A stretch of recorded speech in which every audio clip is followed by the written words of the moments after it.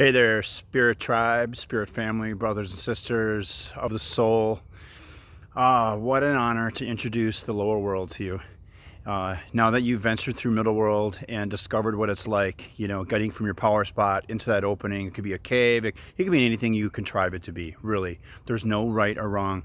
But now what you're doing at the end of the middle world is you're finding that entrance to the lower world. And that can be whatever you'd like it to be. But in the lower world, this is the place of the subconscious. This is where you find answers. This is where you're safe and you can trust in the divine 125% and more. Seriously, this is a place where later on in the medicine world, you'll discover the chamber of souls, the chamber of wounds, chamber of soul contracts, things like that. And there's a gatekeeper down there called Mookie, and we'll get into that more in the west direction.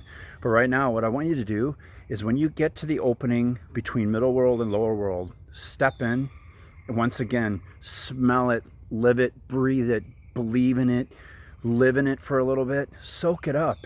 Remember this, and it's your subconscious speaking. You're in theta mode right now, and there's no stopping you, really. Whatever comes at you is what's supposed to come at you. It's meant to be, and you can't make this stuff up. You just can't.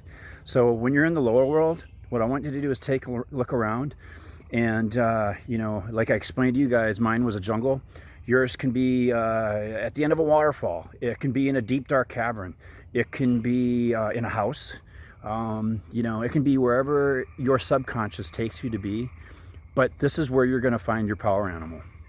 And I want you in this journey to get from your power spot to the middle world to the lower world in about 10 minutes. And I want you to spend like the last 20 minutes, and don't put a timer on. I'm just giving you an example. I want you to spend those last, like 3/4 of this 30-minute journey finding your power animal, and it'll come at you. It will. You might even be picking up on signs in the middle world already of what it's like. You might be getting visions at night of some signs. Keep these in mind. It's meant to be this way. This is how this works on the medicine world and on your healing journey. And when you get your power animal, take it with you up to the middle world, through it all, and then up to your power spot. And then after that, I'll explain more. But this is where the fun begins. I'm so honored and grateful to have you all on this adventure with me. Because you see this feather right here? Yeah.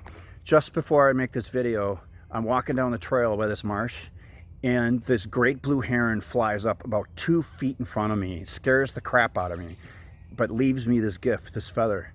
And I have been seeing herons everywhere on every single hike I go on. Even the other day, I had to stop my car because 4 of them landed from opposite sides of the road, middle of the road, and I couldn't drive. I couldn't move forward. I had to wait for them to get the heck out of the way. That was a sign that this was coming. So I already know that my power animal, a new one, is the great blue heron, because I got gifted this feather.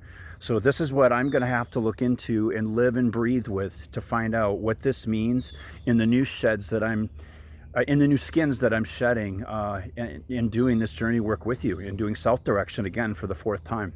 So have a good time. I believe in you all. I love you all. Hayaya.